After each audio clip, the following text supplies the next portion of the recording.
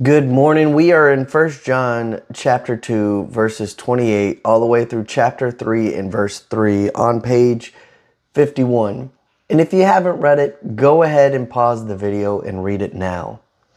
Today we're looking at the benefits of abiding in Christ and how it causes us not to shrink back into those normative behaviors that we have in the flesh that are against God.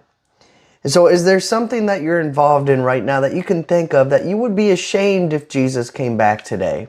Maybe you've given too much time to something, or maybe you've given into a temptation, and if Jesus were to come back today, it's not something that you really want to be holding on to.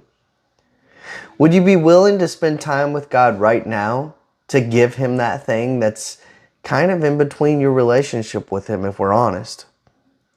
You know, as children, we usually kind of resemble a parent in a specific way with a specific trait. Maybe you have your mom's eyes, or your dad's nose, or your mom's ears, or your dad's mouth. Whatever it may be, there may be a physical trait there that you resemble your parents and look like. Maybe it's a behavioral trait.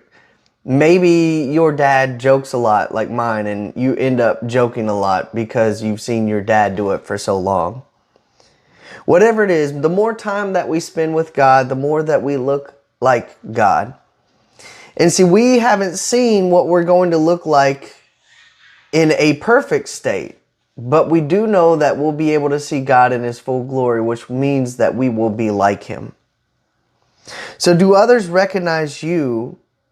Or do others recognize God in your life by the behaviors that you demonstrate?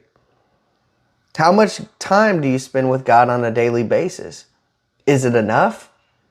Do you spend just a little bit of time, or an average amount of time, or do you spend a lot of time with God? Is there anything in your life that you could give up to spend more time with God? And this is a challenge for all of us. So as a believer, we wear Christ righteousness. Does your relationship with Him cause you to purify yourself regularly, confessing and repenting of sin on a constant basis? And remember, your quiet time's not over until you share it with somebody else. So go out there and spread the love of Christ. God bless.